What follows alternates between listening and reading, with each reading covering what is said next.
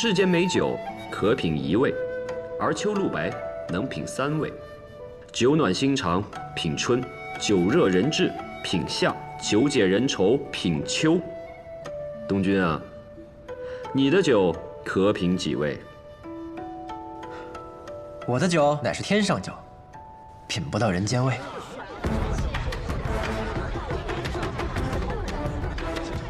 这小师弟的酒，当真这么神奇？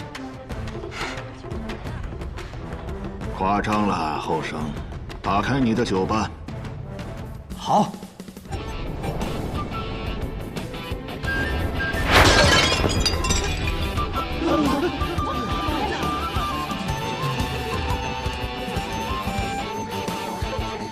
李师侄，借我子绸一用。给。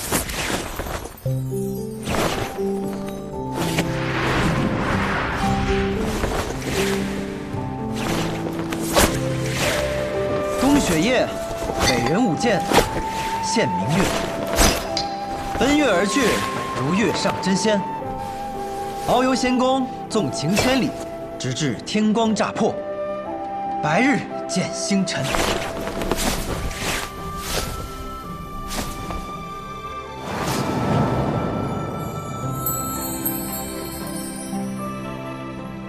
哟，北斗七星啊！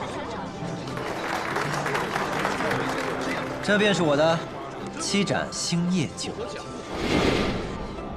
天枢、天璇、天机、天权、玉衡、开阳、瑶光，请君饮之。7盏星夜酒。荀先生见多识广，可曾喝过这样的酒？不曾。连荀先生都未曾喝过的酒，倒是让我颇想尝尝。请吧。老先生，请吧。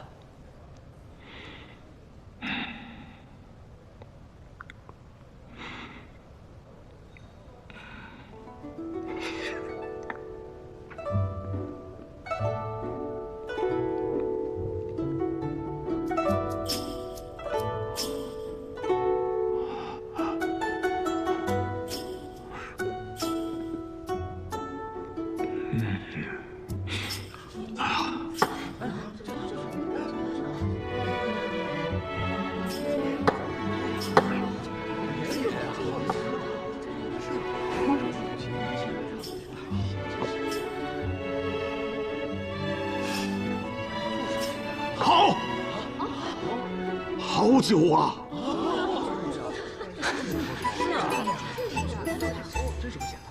多好的酒，像是回到了我少年的时候。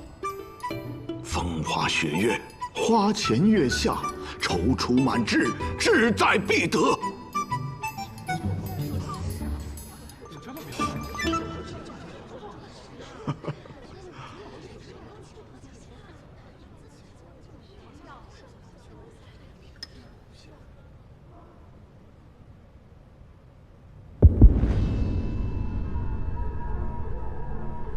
此酒，小师兄带我入天启，让我见识到真正的天地之大。东君无以回报。师兄的酒，味道与其他2位无差，只是其中略略加了我的一点小私心。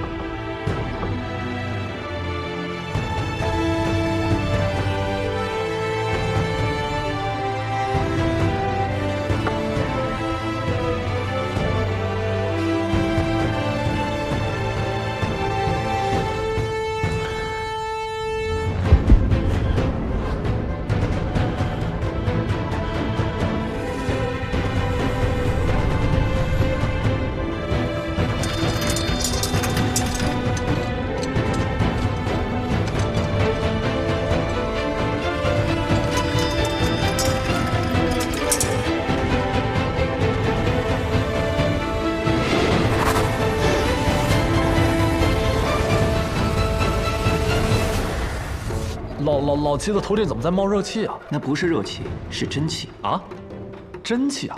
真气乃为气，照理说应该是虚无缥缈的，也应该只有在体内流动的时候能感受得到。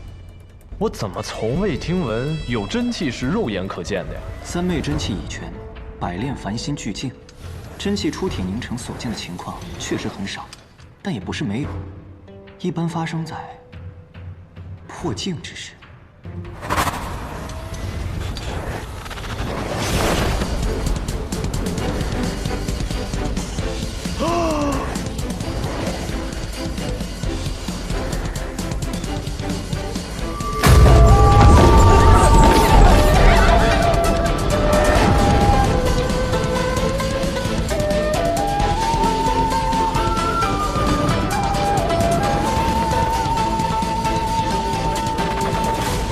破镜郎，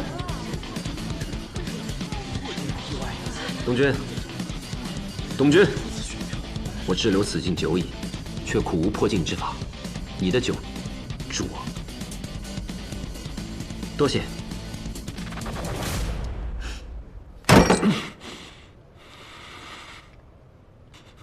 王爷息怒，稍安勿躁。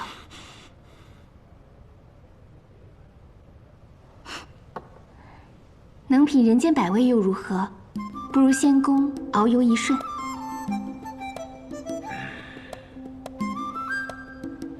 谢师，酒备的不多，如不嫌弃，便请。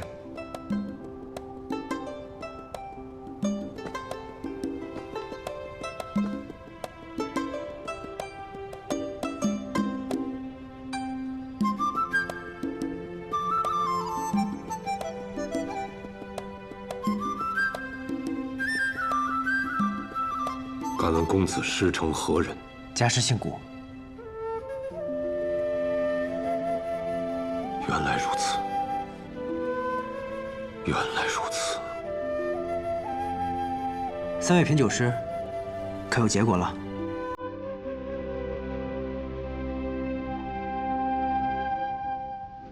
本场比试，百里公子获胜。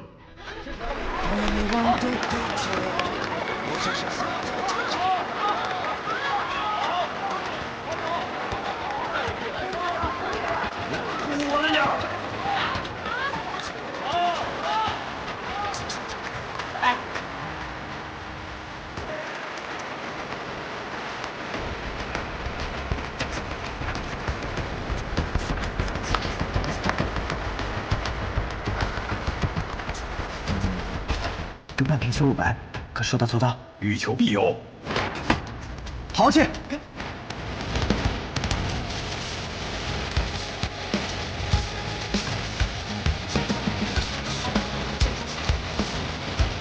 果然是人间绝品，一只大块，快！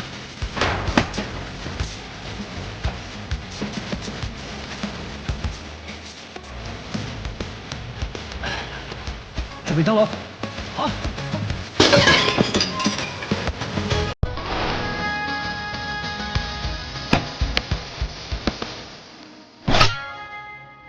恭送。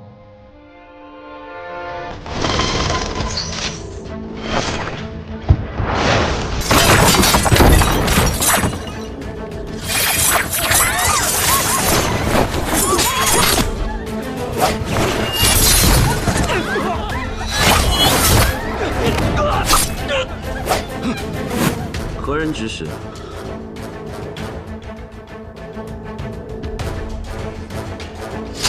有刺客，保护王爷！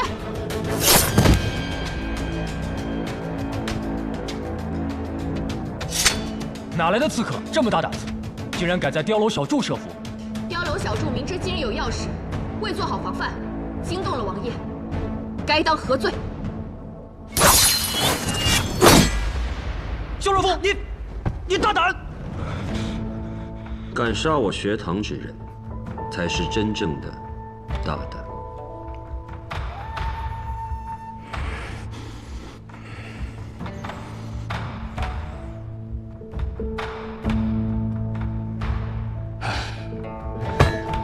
看来我还得好好练练功夫。这天启城真是卧虎藏，此番真是开了眼界了。走了走了，这些事情交给我师兄们处理就好了。师傅还等着我呢。小师兄，告辞。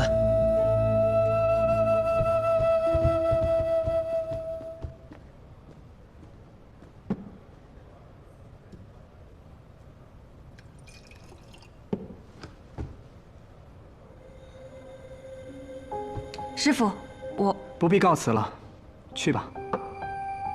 可是我，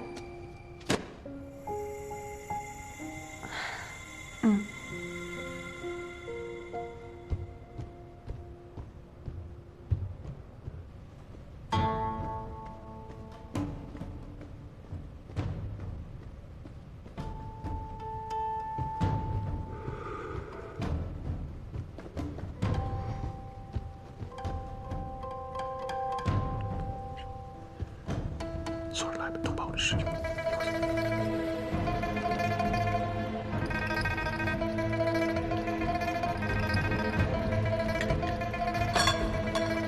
废物！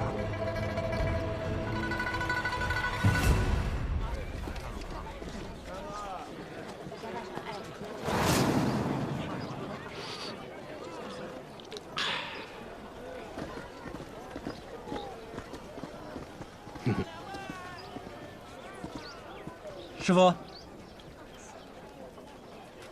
哎，赢就赢呗，怎么顺了人家镇店的酒啊？怎么能说是顺呢？徒儿我这是依照规矩，光明正大的取。嘿嘿嘿嘿。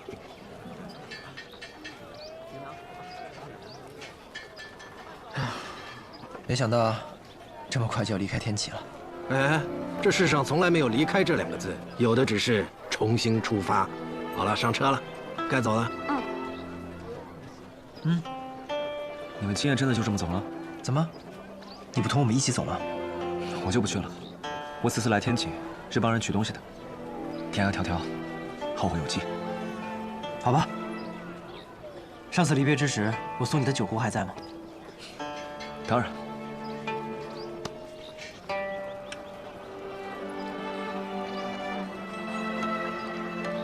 挺大方的。也没什么能送给你的，送你杯秋露白喝吧。谢谢。我们定会再见的，因为到时候我已名扬天下。好，我也一定不会输的。后会有期，后会有期。走啦，出发啦！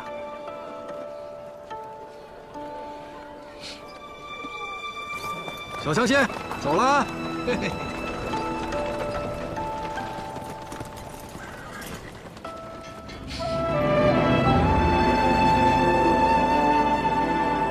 天涯迢迢，后会有期。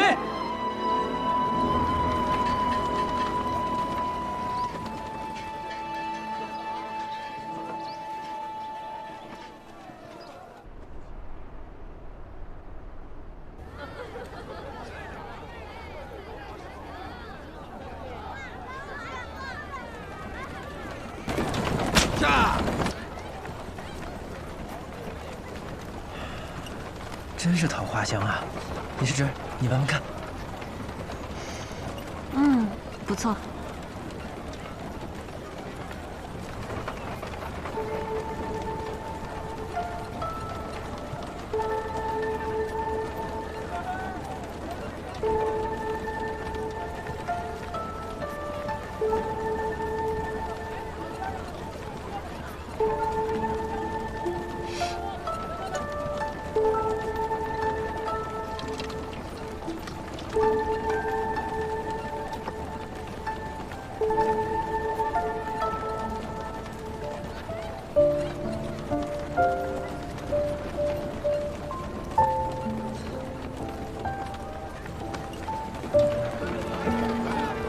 师傅，天启城最高的地方在哪儿啊？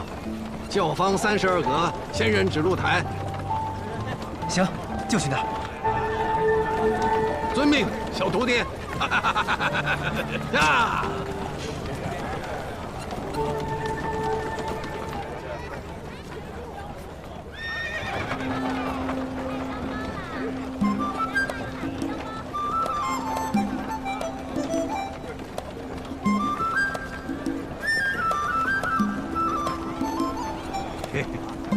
天若不爱酒，酒仙不在天；地若不爱酒，人间无酒泉。天地既爱酒，爱酒不愧天啊！以文清比肾，又言浊如咸。贤身既已饮，自作菜犹鲜。杯酒行大道，觥筹尽河山。但知酒中趣，难对行者喘。先生，这马真是快啊！这可是烈风神驹啊！啊？我的烈风驹？不可能啊！我的烈风驹是红色的。师傅，你这马是白色的。嘿，我给涂上去的。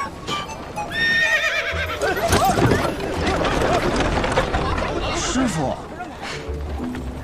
白衣白发配白马，此乃仙人本相。我乃谪仙人，岂肯折腰事凡尘？驾！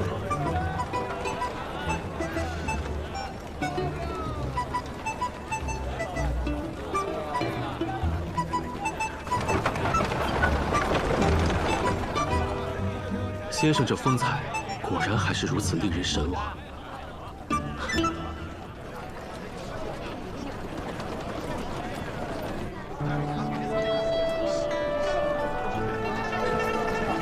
您再试试这个，好看吗？好看。累不累啊？不累。瞧你这哈。谢谢娘子。爷爷，慢点跑。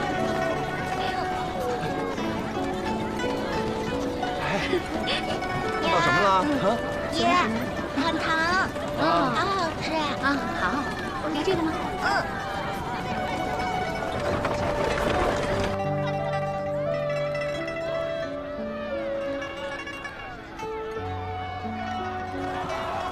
原来这才是北里的天启城，极尽人间荣耀与繁华的天下第一城。我本来是觉得，不就是一座城吗？走了也就走了。可是如今看来，还有好多地方没有尽兴的玩一玩呢。你说呢？尹师侄，你怎么哭了？没有。你要是实在舍不得，我再陪你回来嘛。就是啊，我们也不是不回来。等下次回来的时候，我让那皇帝亲自出城迎接你们。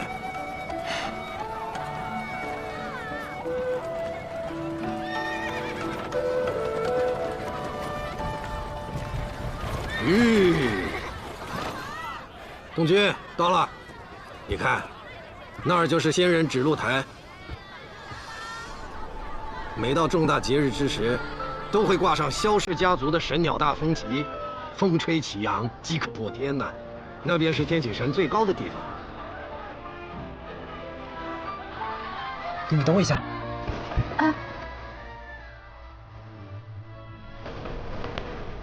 东君，替师傅去一趟天启城吧。酿一壶桃花月落，挂在天启城最高的地方。师傅，我来了，但也到该走的时候了。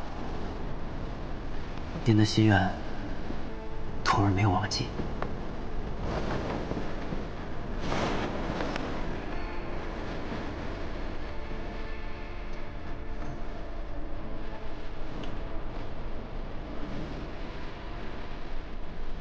顾辰啊，顾辰，还记得呢？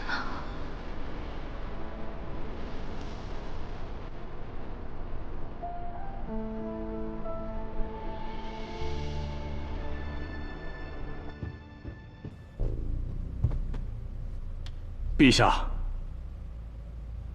怎么样？李先生带着镇西侯的独孙百里东军，策马绕了天启城一圈后，离城而去了。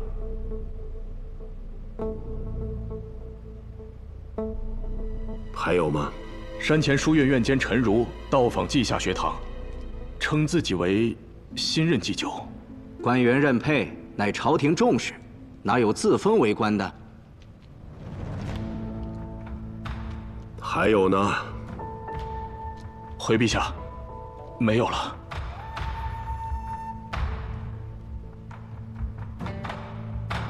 走了，那便走了吧。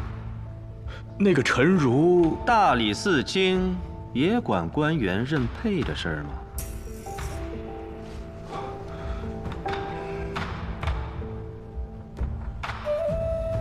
不，就封那人为祭酒。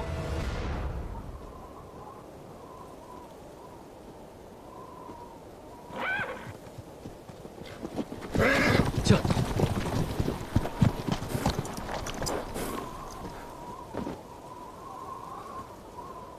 二小姐，阿姐呢？怎么没跟你们一起回来啊？小姐，在路上有事耽搁了。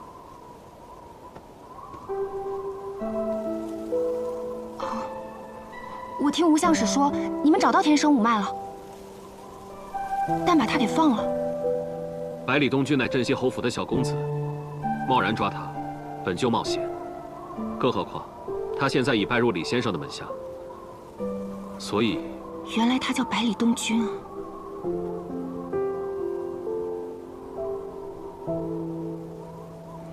怎么停了？继续说呀！我们找到一个更合适的人选，他叫叶鼎志。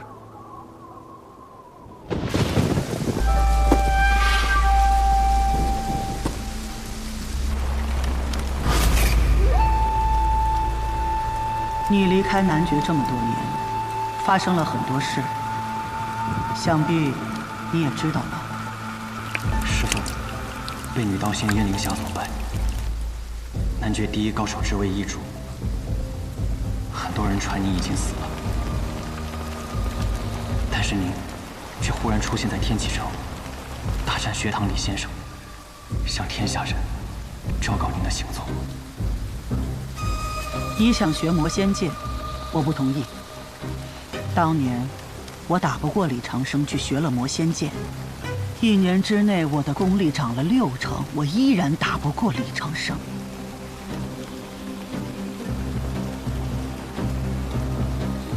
你想比我强，就不要走我这条老路。师父。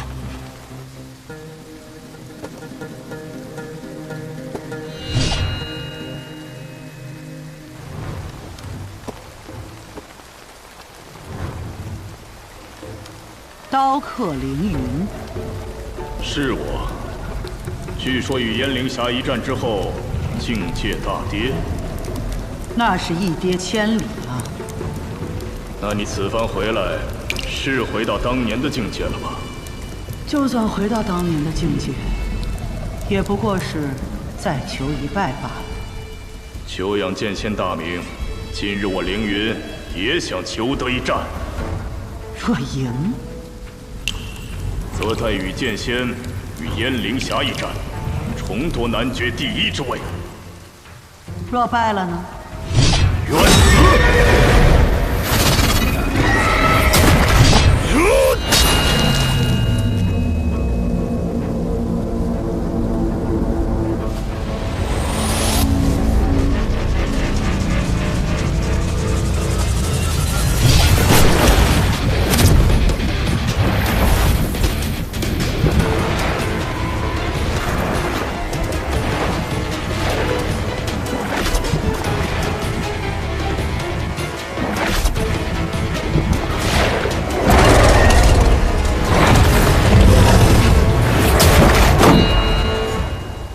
走吧。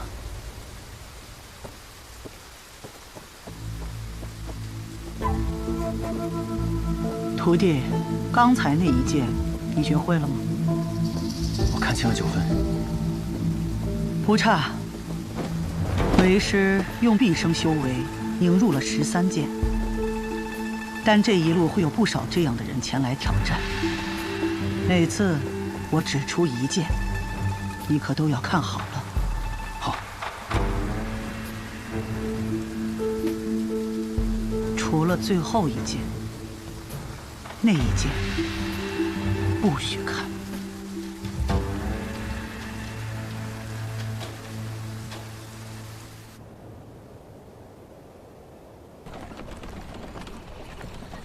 师傅，你说我那如仙师傅，为什么让我酿那样一瓶酒，还挂在天启城最高的位置？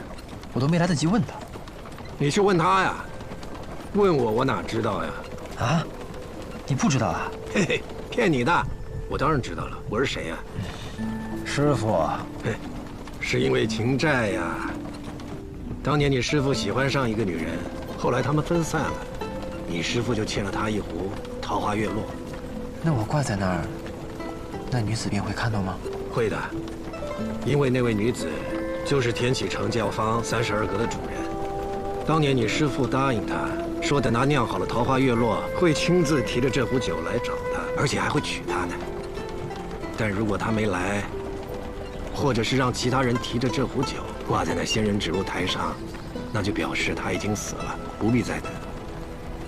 教坊主人等了他好多年，期待有那么一天你师父会出现，并且娶她为妻。但是若干年过去了，你师父并没有出现。也许是等得太久了，他所求的，就是希望这壶酒不要出现在那高台之上。那这样，他就会知道他爱的人已经死了。罢然是我伤了我师娘的心了。哎，你这句师娘应该让她听到，她会很开心的。嘿嘿。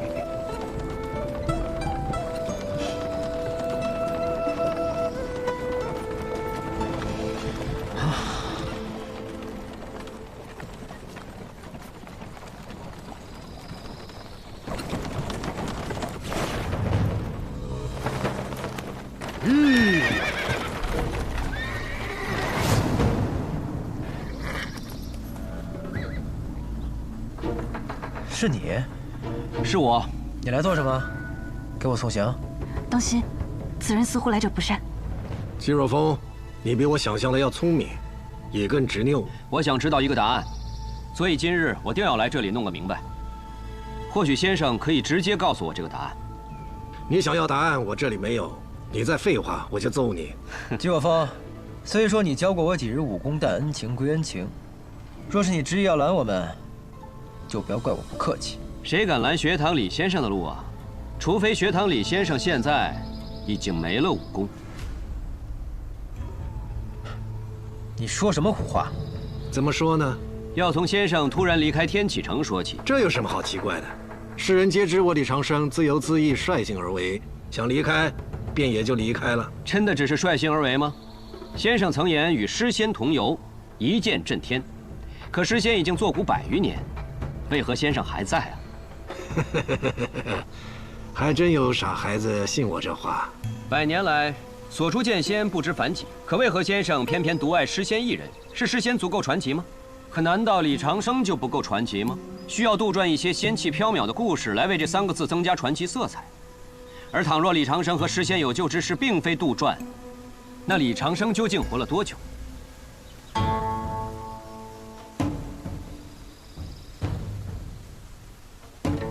白小堂自然查过先生一剑扬名之后的平生所历，不过区区30载。如此推断，之前的李长生定然不是李长生。如果先生今日离开天启，恐怕世上再无李长生。是也不是？你真的比我想的要聪明。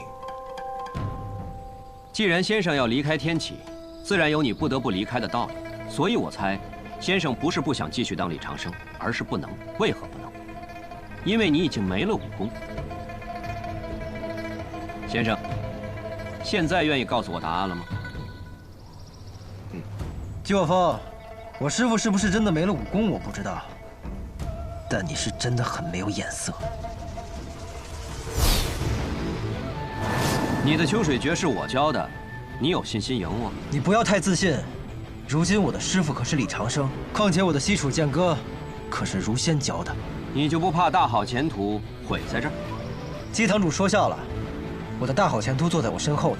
若是我让了，才是真的毁了。小师弟总是能妙语连珠啊！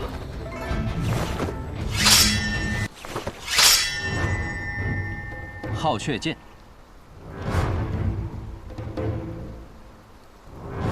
我能见到消失的传国剑法列国吗？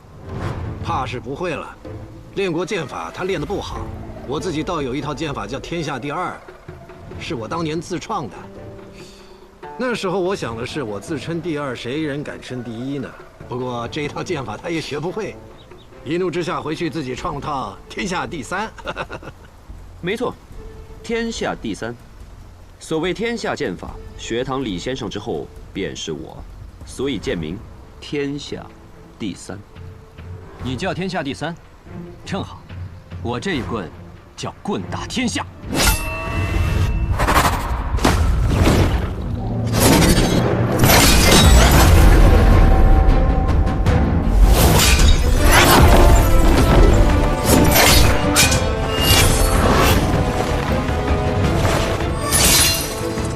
不过是排名第8的剑，又怎么比得上无极棍呢？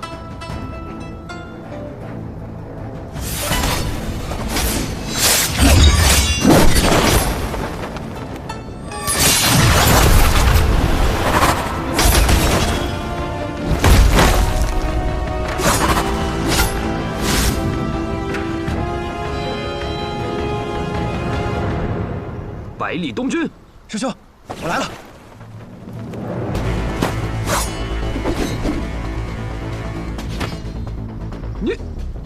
你怎么过来了？师兄，你大喊一声我的名字，难道不是叫我过来助阵的吗？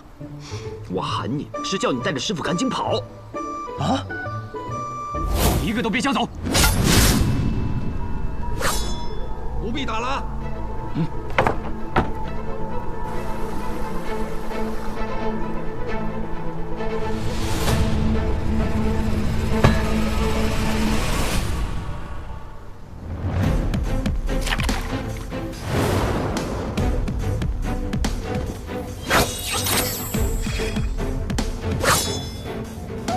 30岁以下者，你可称无敌；30岁以上者，胜你者不过10人，能杀你者至多3人。这3人中一定有我，但我不杀你。我告诉你你要的答案，但今日之后，我这位姓萧的徒弟，天启城的琅琊王，以后他要做的事，你得帮他。大河之水天上来。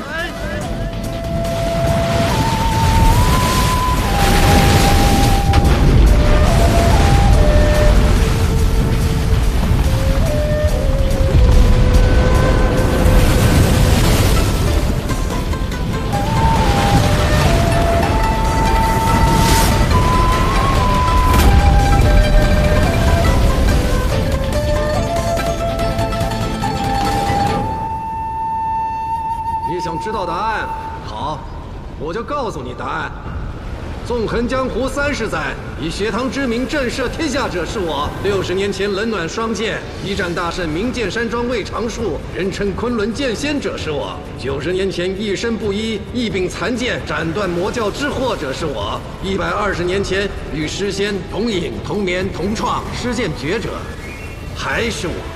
还有你最想知道的，150年前凭一己之力创下白小堂者，那是最早的我。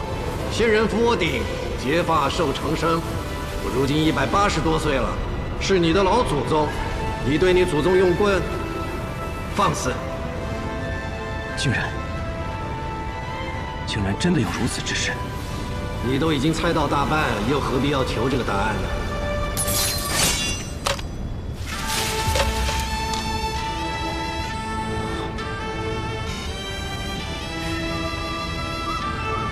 没想到世上竟然真的有长生不老之术。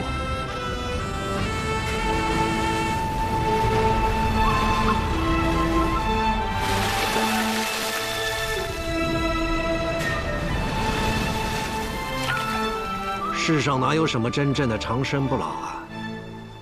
只要在世间，就总会有归去的那一天。是我被困在这人间太久了。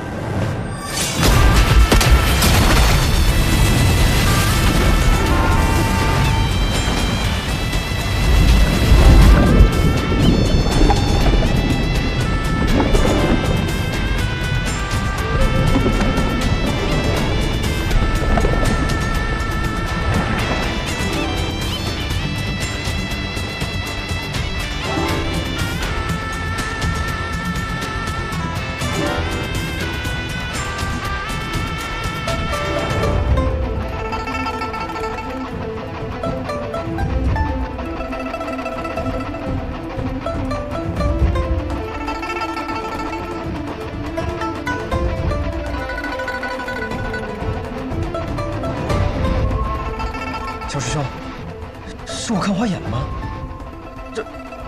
这是我们师傅，他怎么变得和我一样年轻了？师傅他真是人如其名啊，长生不老。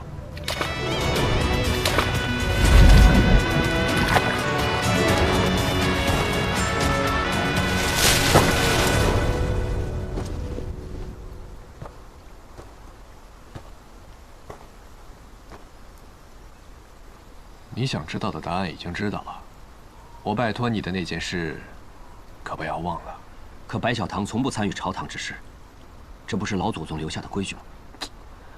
我让你帮他，又没让白小棠帮他。再说了，老祖宗不就是我吗？你想看的，已经看到了。回去写入白小棠，但是不要让其他人知道。明白吗？我不对，弟子孩儿明白。咱俩现在看着差不多大，你就别再自称孩儿了，把我都叫老了。走吧。那孩儿先走了。若老祖宗再回天启，定要回白小棠看看。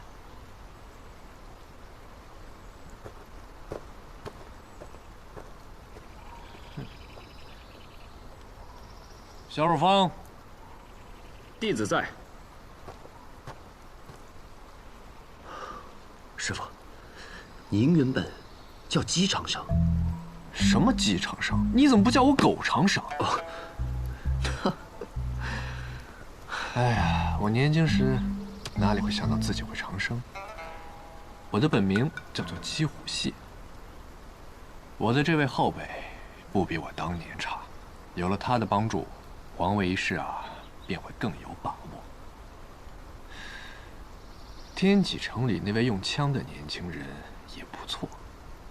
至于后面这位，你就别想了，身份特殊。弟子明白。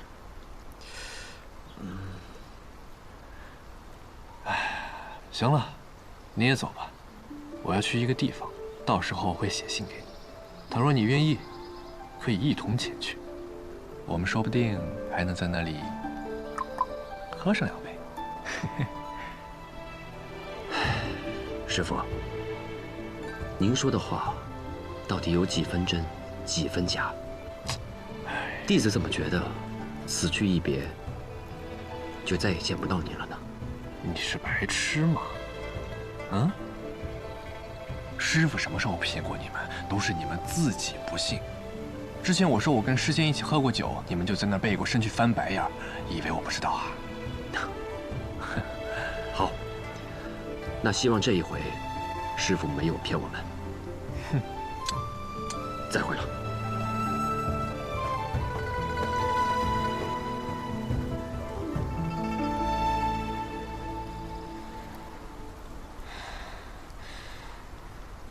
百里东君。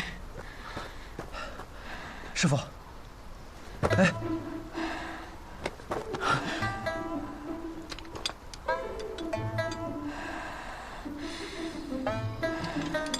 哎，师傅你别动了，你别动。哦。扶我回马车。好。哎，背我。啊？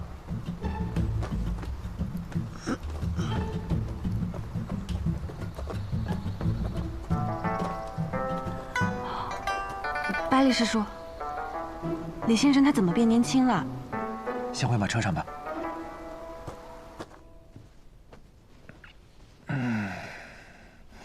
先生怎么了？姬若风猜的没错，我现在确实功力快尽失了，只可惜他来早了一步，没有见到这难得一见的场面。这天下第一的李先生，现在就连你也能轻易的一剑杀了。这究竟是怎么一回事啊？怎么一回事儿？以后你就会知道。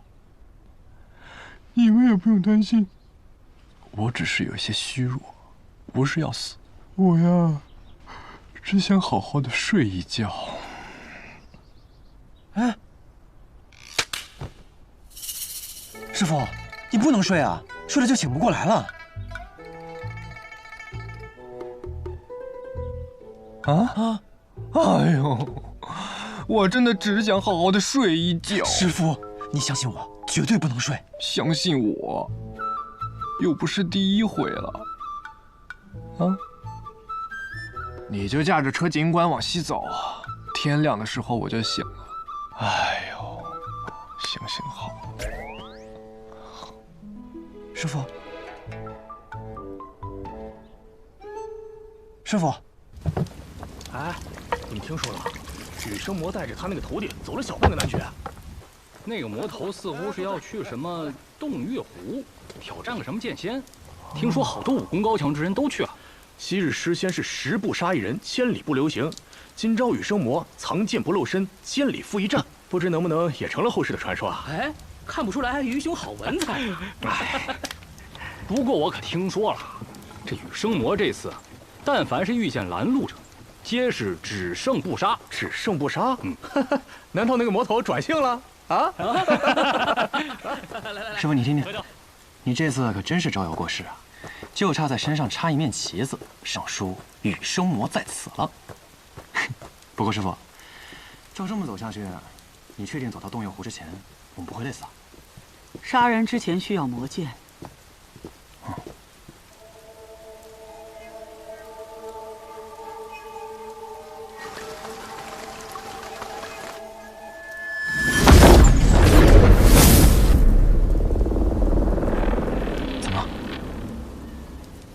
陈老头，羽狂徒啊！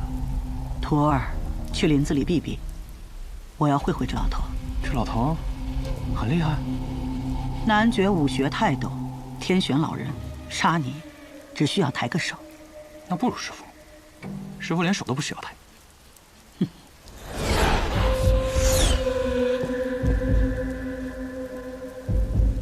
羽狂徒，咱们也有整整7年未见了吧？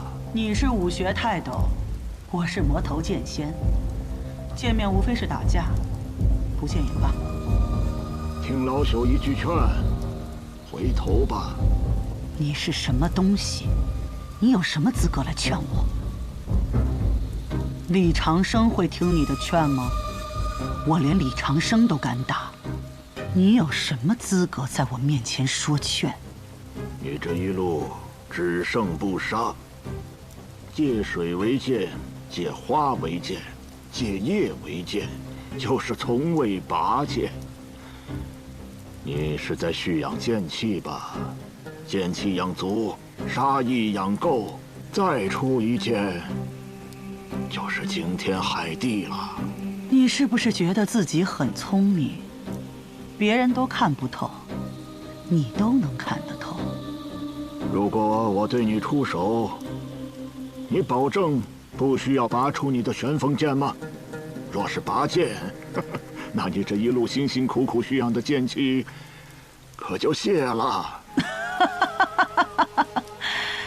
你这个老东西，活了这么久，倒是没有白活。北离这些年仗着有个李先生，始终压南绝一头。南绝武道的气数本就不如北离，若是你执意要与燕陵峡一战，无论谁胜，都躲不过两败俱伤啊！南绝武道危矣，所以你再听老朽一句劝，回头吧。拿南绝来压我，南绝又算什么东西？谁拦我，我就杀谁。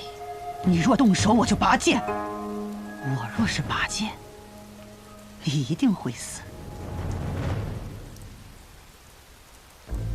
怎么，怕了？不要以为一把年纪就有资格站在高处跟我讲道理。像你这样的人，早就该活不过今日了。这是要一意孤行了？就为了这个第一高手的名头？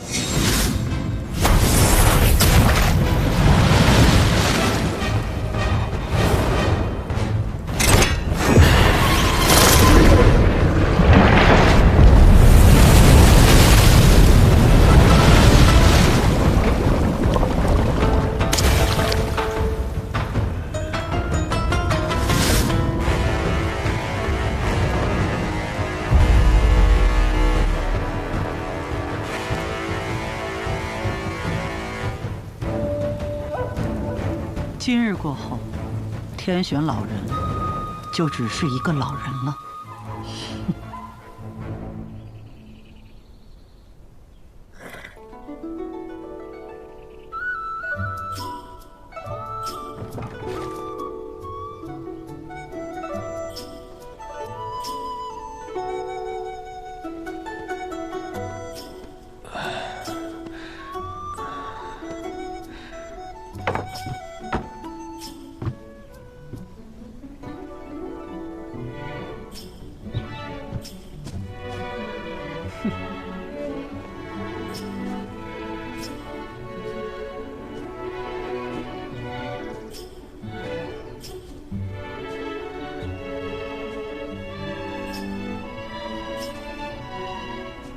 仙人早。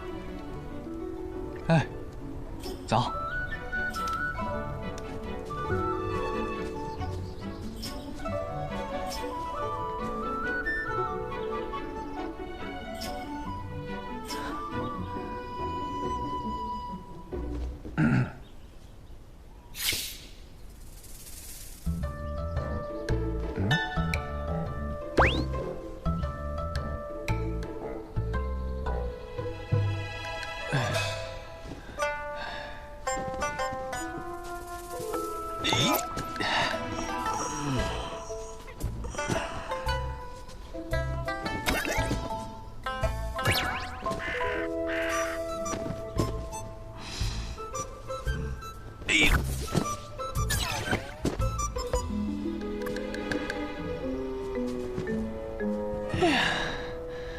昨日还是守寨星辰的天下第一人，今天连个野武都摘不下来。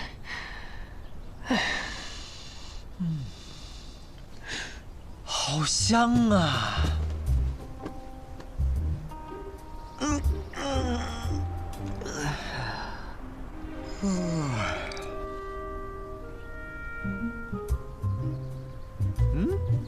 师傅，你醒了？哦，在练功啊？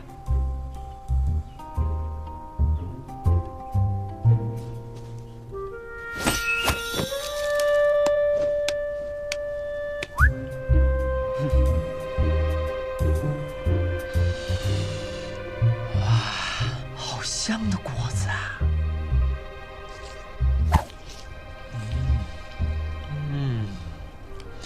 好甜呐！百里师叔，你干嘛呢？吃果子呀。啊，吃饭了。吃饭了，师傅。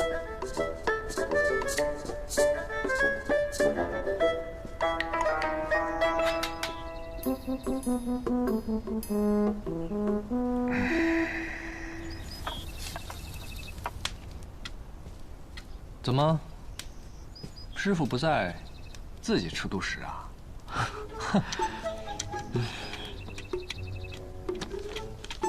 来，师傅。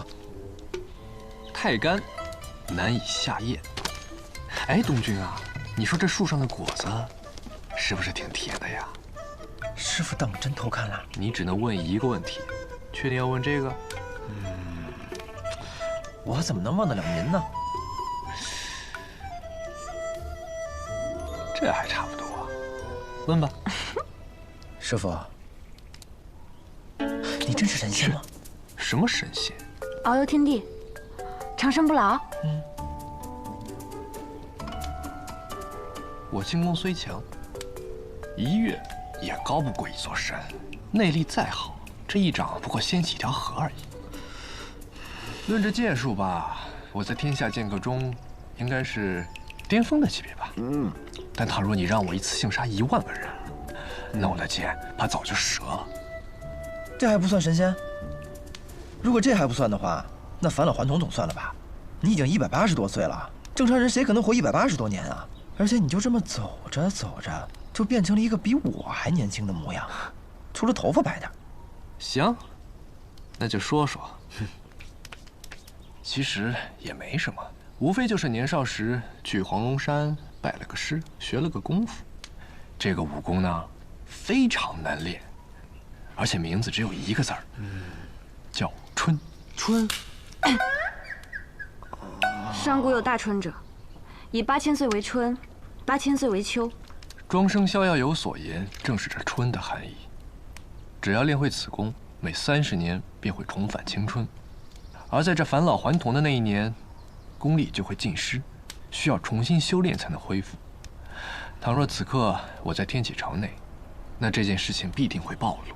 天启城人多眼杂，人言可畏，所以我必须走。于是你就找了我和尹师侄，和你一路同行，为了保护你。看起来也不是这么一无是处嘛。可是先生，为什么是我们啊？是啊，我们俩是所有师兄弟中武功最差的，且阅历最浅的。季若风说的没错，既然此功以30年为期，那么每过30年，我就会更换一次身份。倘若我一直留在他们身边，那我始终都是李长生。因为我与他们相处太久，身上有太多割舍不掉的东西，我不愿意这样，所以我就带上你。而你，是因为你师父跑来求我。你师父那样的人，竟然会为了一个徒弟来求我，有趣。说到这里，你们2个以后也别叫我李先生了。为何啊？因为属于李长生的30年已经结束了。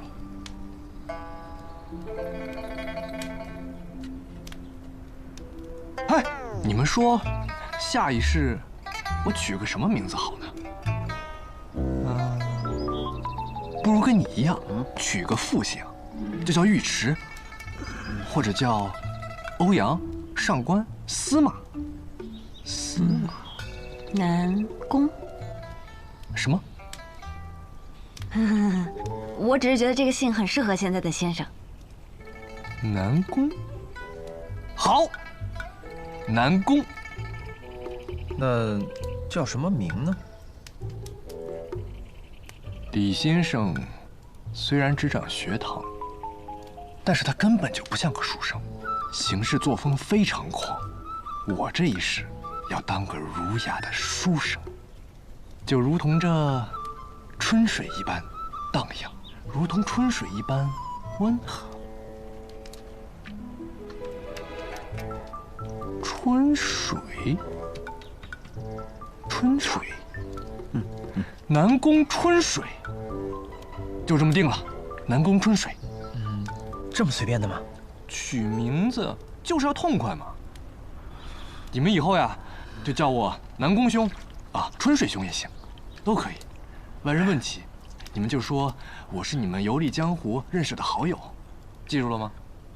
记住了。记住了。好。哎，对了，是南宫春水。春水兄，咱们此行究竟要去哪里啊？这天下间有一座城，风花雪月，人间至美。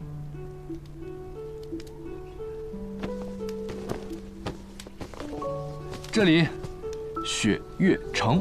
雪月城。没错，下观风，上观花，苍山雪，洱海月。想要进入这雪月城，就要先闯过一座登天阁。登天阁外皆是凡尘，只有真正登上了那天，才能见识到真正的雪月风华。此去千里，正好可以一行观尽天下。春水兄，真有雪月城这个地方吗？该不会是你瞎诌出来的吧？我怎么从来没有听说过？你没听过的事儿可多了。天下之大，无奇不有，就连北离的皇帝都不知道这天底下的庙城究竟有几座，更何况是你。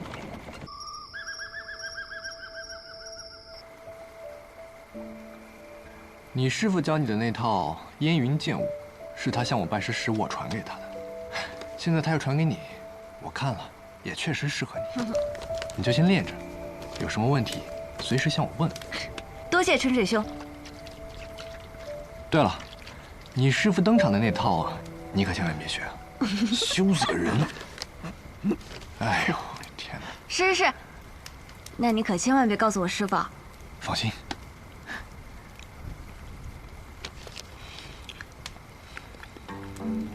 至于你吧，我什么呀？你该不会还想教我武功吧？就凭你现在？现在我武功暂时是废了，但是功法可都在我脑子里。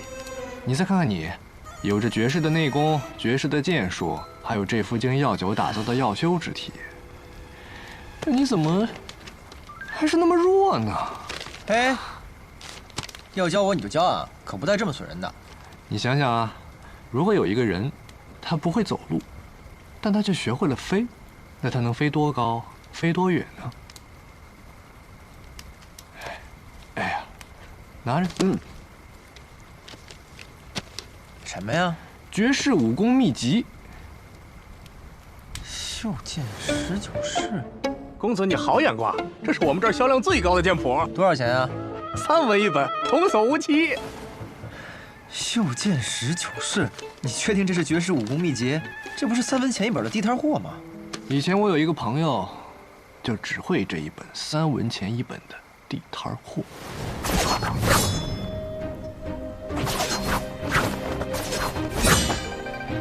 这剑法如此蠢笨，为何还要反复修炼？因为我出身寒微，所以只买得了这一本剑谱。练了多少年了？我5岁开始练剑，至今已有17年了。但是我要告诉你，即便是最普通的剑法，只要练上1000次、10000次，也能领悟其中的奥秘。所谓聚沙成塔，滴水石穿。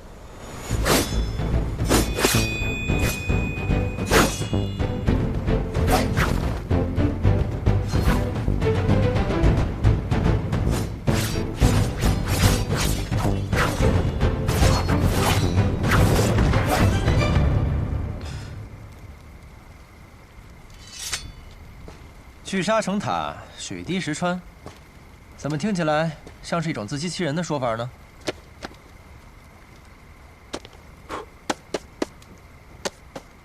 哎，对了，后来他怎么样了？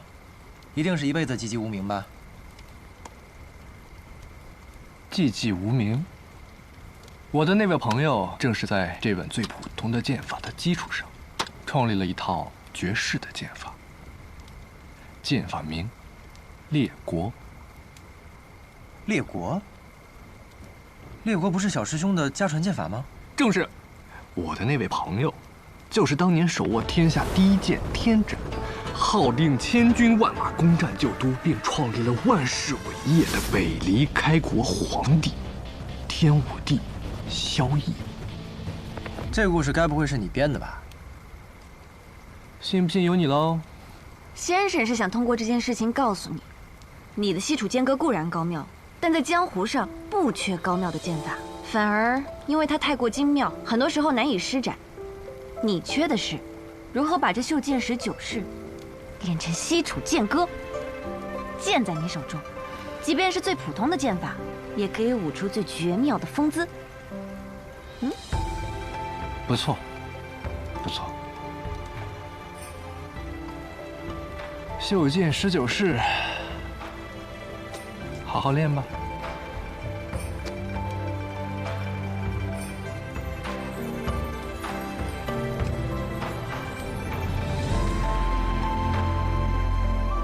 真是这样。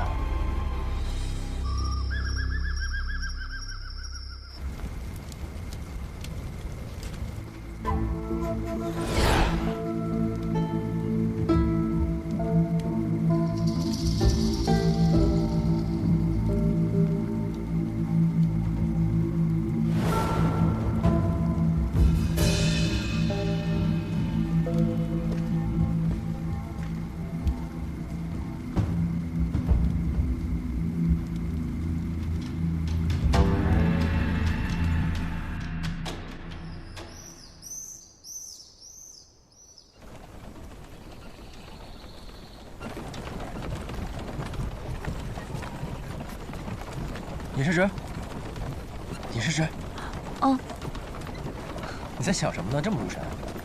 没什么，可能是有些累了。累了。春水兄，我们去前面的小溪边歇息一会儿。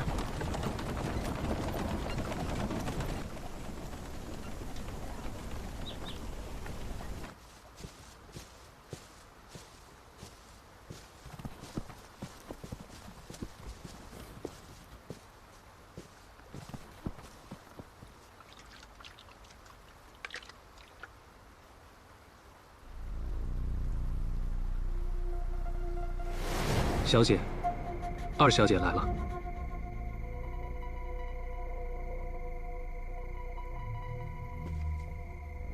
她希望同您见一面。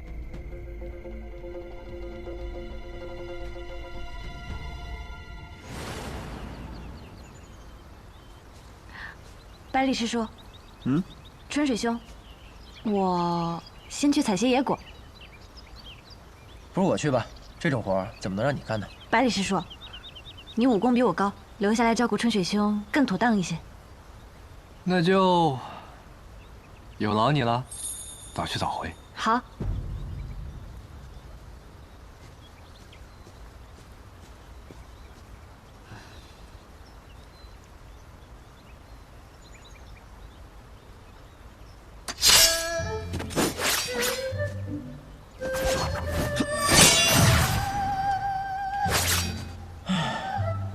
要不还是我自创一套剑法吧，也比这破剑法强啊！我跟你说了多少次了，这可不是什么破剑法，曾经可是有人把它练出了剑仙的风范。那人练了19年才名扬天下，我可等不到那个时候。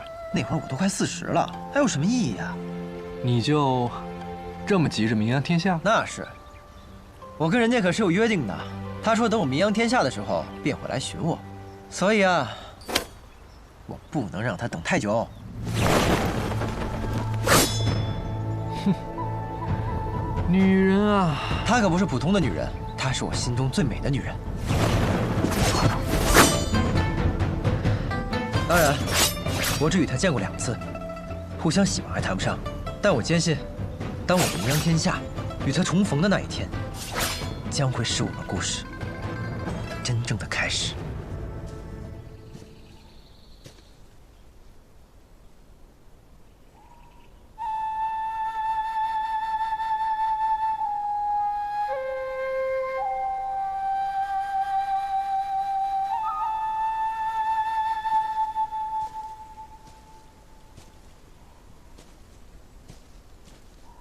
那若你发现他不是个好人呢？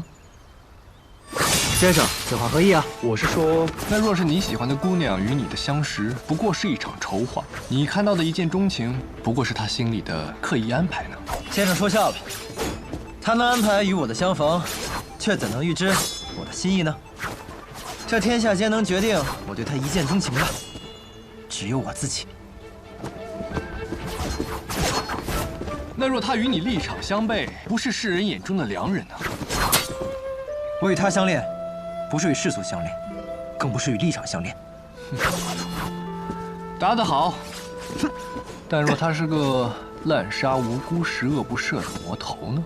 前2句先生可以假设，最后1句断然不可能，因为我喜欢的那个姑娘，她定不会如先生所说的这般。哦，你就这么笃定？ 因为他目光澄澈，眉目如画。书上说相由心生，所以他一定不会的。袖剑19式，一共19式，刚好练完。李长生啊，还真是收了个好徒。 妹妹，姐姐，你怎么出来了？我出来看姐姐。姐姐，和你在一起的那个人，就是让你放弃复国的百里东君吗？妹妹，我没有放弃复国，更不会因为百里东君他而放弃复国。我懂。姐姐是为了不再引起战乱，我已经知道了。妹妹，我真的已经知道了。姐姐，我们不说这个了。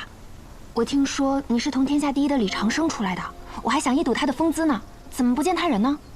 先生，他暂时有点事情，便和我们分开了。哦，原来是这样。阿姐，你是不是不方便出来太久啊？快回去吧，我也要回去了。嗯。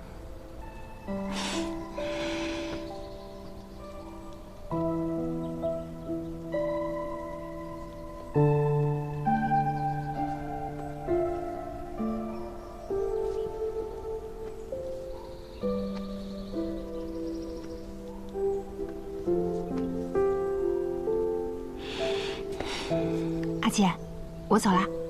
嗯。妹妹，终究是我欠大家一个交代。等我这边事了，我便回天外天请罪。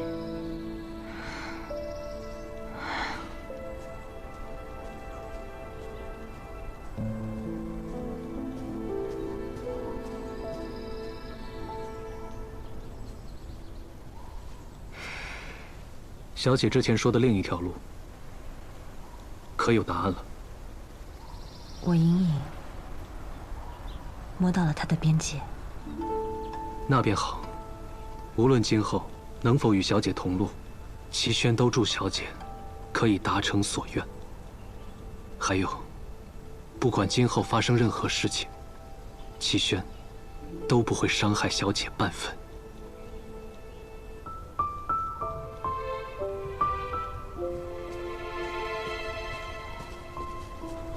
二小姐此行，难道只为了看小姐一眼吗？自然不是。月瑶带不回百里东君没关系，我月清一定会带回叶鼎之。